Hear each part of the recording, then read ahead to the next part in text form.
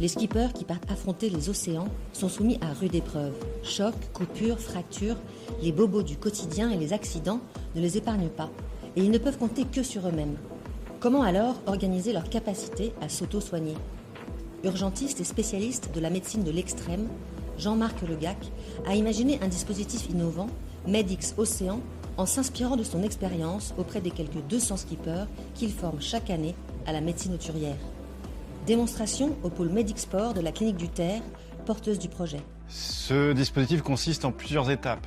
Une consultation d'aptitude accompagnée d'une ordonnance pour aller acheter des médicaments. Ensuite, l'organisation de ces médicaments dans une pharmacie qui est ergonomique et facile d'utilisation pour le skipper. Et enfin, apprendre à s'en servir lors d'une formation médicale avec une application dédiée. Alors, la consultation médicale, elle sert d'abord à voir si le marin est apte à faire la course au large. Donc ça consiste en un examen médical et puis l'obtention d'un certificat médical d'aptitude.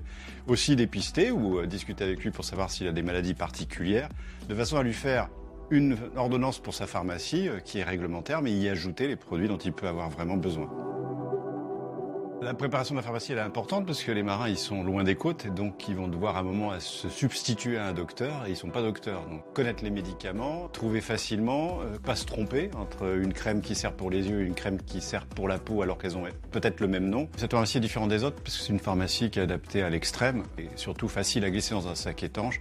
On peut la sortir, la déplier, ce qui fait qu'elle tient dans un espace restreint. On repère facilement les différents médicaments puisqu'ils sont bien répartis avec surtout accès directement à l'urgence parce que en période de stress, le skipper, il n'a pas besoin de réfléchir, il va tomber directement sur l'essentiel.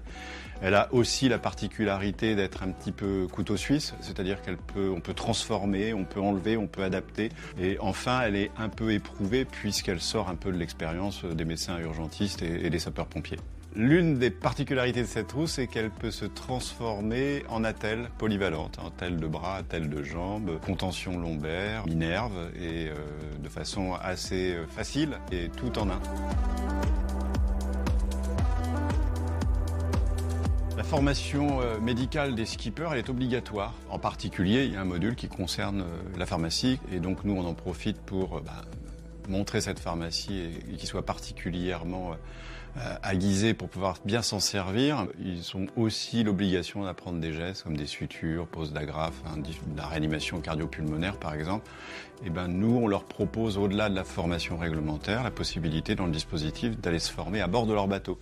Ce qui permet d'avoir les particularités du bateau, comprendre aussi par rapport aux différents bateaux et leur vitesse et leur forme, les pathologies qui peuvent arriver. Et aussi où installer la pharmacie, comment la déplier, où la stocker. Ça permet de temps en temps même de découvrir des choses ensemble et de s'adapter au fil de l'eau.